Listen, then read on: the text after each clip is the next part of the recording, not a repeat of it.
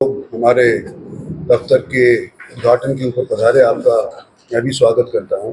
इस दफ्तर में पहली प्रेस कॉन्फ्रेंस होने लग रही है और शुभ दिन के अंदर होने लग रही है। हमारा दफ्तर 15 सेक्टर के अंदर आज से चालू हो जाएगा और सबसे पहली जो प्रेस कॉन्फ्रेंस है उसके अंदर मैं इतना ही कहना चाहता हूं कि जो हाल ही के अंदर भारतीय जनता पार्टी ने अपना संकल्प पत्र या घोषणा पत्र निकाला है, उसके अंदर देश के सभी वर्गों का ध्यान रखा गया है। चाहे वो महिला हो, चाहे वो किसान हो, चाहे नौजवान बेरोजगार हो, चाहे वो आर्टिजन हो, हर किस्म के लोग जो हमारे देश के अंदर बसते हैं, चाहे वो माइनॉरिटी के रहने वाले माइनॉरिटी के हों और चाहे वो मेजॉरिटी वाले हों, सबका ध्यान रखते हुए ये संकल्प लिया गया है कि जब 2047 के अंदर हमारा देश अंग्रेज़ों से आज़ादी के 100 साल प्राप्त कर लेगा, उस टाइम देश एक विकसित देश कहलाने लायक हो जाएगा। और हमने, भारतीय जनता पार्टी ने, हमारे प्रधानमंत्री ने, सब ने ये मंशा जाहिर करी है कि इस मुहिम के अंदर देश का हर नागरिक, नर वीर सारे के सारे इकट्ठे होकर के देश को विकसित बनाने के लिए प्रयास करें। तो आज के दिन आपसे भी मैं अपील करता हूँ कि इस संकल्प पत्र का एक ब्यौरा या एक कॉपी मैं आपको भी उपलब्ध करवा दूंगा, इसका भी जिक्र करें। और आपसे भी यही उम्मीद है कि इस संकल्प पत्र के अंदर जो हमने आशा जताई है कि देश के हर वर्ग के लोग, चाहे वो क्यों ना पत्रकार ही क्यों ना हो, तो सारे के सारे देश बिल्डिंग के अंदर, नेशन बिल्डिंग के अंदर अपना योगदान और सहयोग देंगे। यही मेरी आपसे आज के दिन आशा है। सर, दो मुद्दे हैं सर, शिक्षा और रोजगार। आपने युवाओं के लिए क्या ऐसा मुद्दा रखा, क्योंकि आज के युवा कल का भविष्य है? शिक्षा और रोजगार में आपने क्या क्या रखा? देखो, हमारे विश्व के अंदर इंटरनेशनल, मतलब वैसे जोग्राफिकली तो छोटा नहीं हुआ है हमारा विश्व, लेकिन क्योंकि साधन बढ़ गए हैं, एयरलाइंस के माध्यम से एक दूसरे देशों के अंदर आना जाना काफ़ी ज़्यादा हो गया है, तो हमने हाल ही के अंदर नवंबर 23 तारीख को एक गजट नोटिफिकेशन निकाला है, जिसके अंदर ये कहा गया है कि देश की जो 500 सबसे अव्वल यूनिवर्सिटीज़ हैं, वो अगर देश के अंदर आकर के अपना कॉलेज, अपनी संस्था अगर खोलना चाहती हैं और हमारे यहाँ के कॉलेजों के साथ अगर वो तालमेल बिठा करके पार्टनरशिप करना चाहती हैं, तो वो आज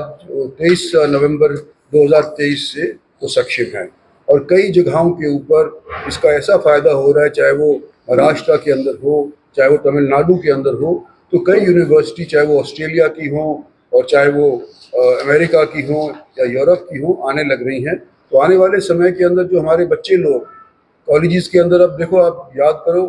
कि 99% तक कट ऑफ हो जाता है, तो जो स्कूल का बच्चा कॉलेज के अंदर जाने की कोशिश भी करता है, उसको दाखिला नहीं मिलता, तो वो सारे के सारे यहाँ से उठ करके और विदेश चले जाते हैं, चाहे रशिया चले जाते हैं, चाहे स्लोवाकिया चले जाते हैं, या पिछले दिनों के अंदर कजाकिस्तान और यूक्रेन भी जाने लग रहे थे। तो वो सारी जो हमारी ब्रेन ड्रेन यहाँ से जाने लग रही थी और हमारे दिमाग वाले बच्चे बाहर जाकर के काम करने शुरू करे थे, उसको रोकने के लिए ये हमने एजुकेशन के वास्ते बच्चों के लिए एक नीति एक स्थापित करी है। राव साहब, जिस तरह से भाजपा संकल्प पत्र लेकर आई है, ऐसी कांग्रेस न्याय पत्र लेकर आई है, उसमें सबसे अहम बात किसानों के लिए कही गई है, एमएसपी को कानूनी दर्जा देने की बात कांग्रेस कर रही है। कितना अहम मानते हैं, क्योंकि किसान कहीं ना कहीं खफा नजर आ रहे हैं?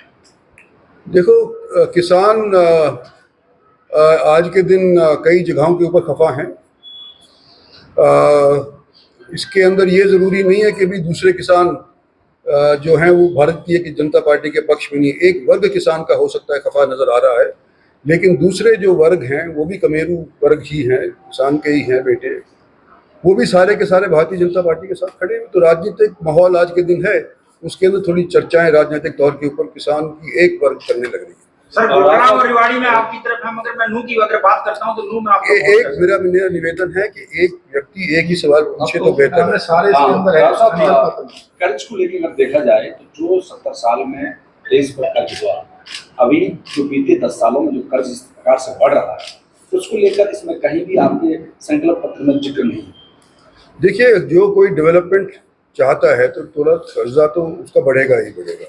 लेकिन जिस रफ्तार से हमारी आज के दिन इकॉनमी बढ़ रही है, आपको मैं ये ब्यौरा देना चाहता हूँ कि जब हमारा 23 का साल ख़त्म हुआ था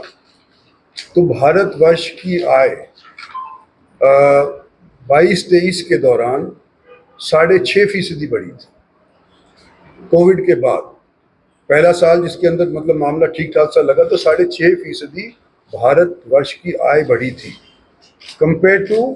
अमेरिका जिसकी 2.5% से अधिक नहीं थी, कंपेयर टू ब्रिटिश आइल्स यानी ब्रिटानिया जो साम्राज्य था उसकी 2% ही बढ़ी थी,